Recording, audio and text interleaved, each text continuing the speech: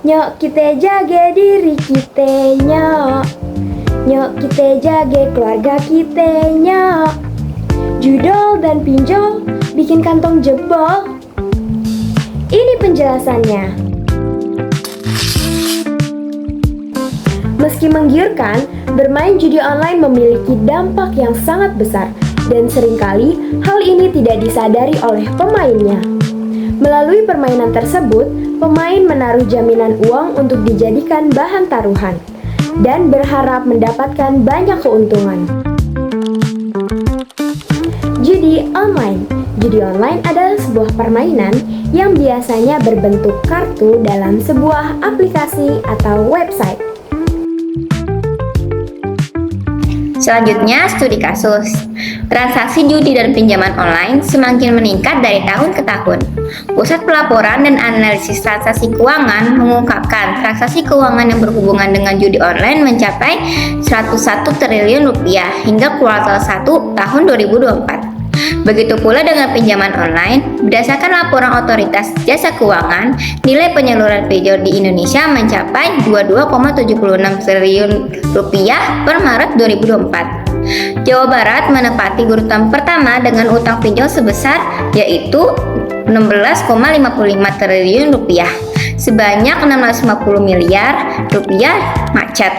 Angka ini menunjukkan peningkatan signifikan dalam jumlah hutang yang tidak dapat dibayar kembali, yang sebagian besar terkait dengan penggunaan dana untuk judi online. Nah, berikutnya ada faktor penyebabnya maraknya terjudinya judi online nih guys. Yang pertama adalah akses internet yang mudah. Dengan internet yang luas dan murah, serta banyaknya pengguna smartphone, judi online menjadi sangat mudah diakses oleh siapa saja. Nah, berikutnya yang kedua adalah kesulitan ekonomi nih. Banyak orang yang tergoda dengan janji keuntungan cepat dari judi online, terutama mereka yang sedang mengalami tekanan finansial. Nah, berikutnya yang ketiga, kurangnya pemahaman akan bahaya judi. Nah, beberapa orang tidak memahami resiko kecanduan judi dan dampaknya, sehingga mudah tergiur.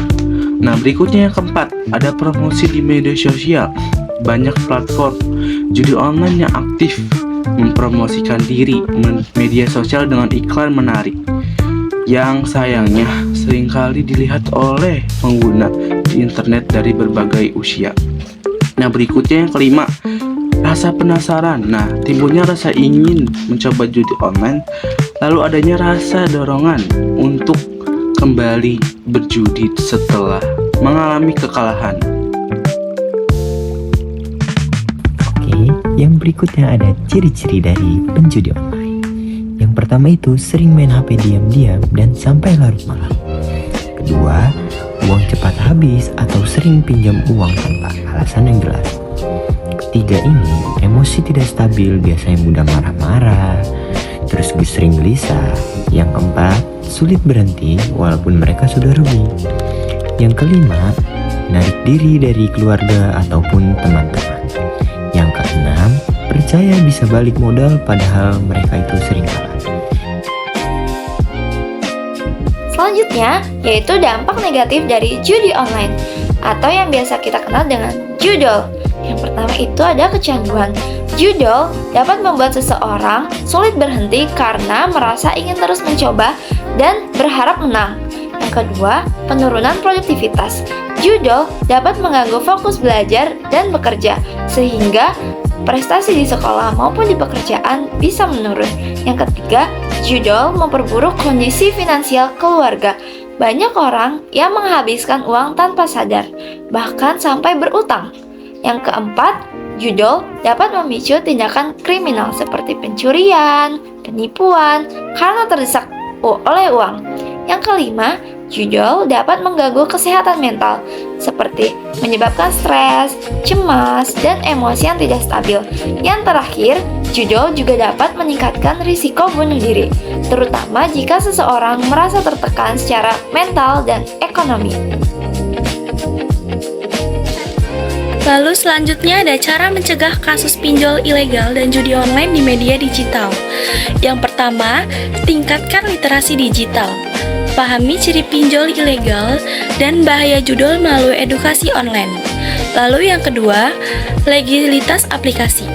Gunakan hanya pinjol yang terdaftar di OJK dan hindari link tidak resmi. Lalu yang ketiga, ada jaga data pribadi. Jangan sembarangan memberikan akses informasi atau kontak, foto, dan kode OTP. Lalu yang keempat, ada laporan konten ilegal. Laporkan pinjol dan judul ke OJK, Kominfo, atau platform digital. Lalu yang kelima, ada peran keluarga dan sekolah. Awasi penggunaan gawai dan memberikan pemahaman sejak dini. Lalu yang keenam, ada gunakan fitur pemblokiran, aktifkan fitur situs atau aktifkan aplikasi judul di pelanggan. Lalu yang ketujuh, ada literasi kontrol diri. Hindari gaya hidup instan dan janji keuntungan cepat. Terima kasih.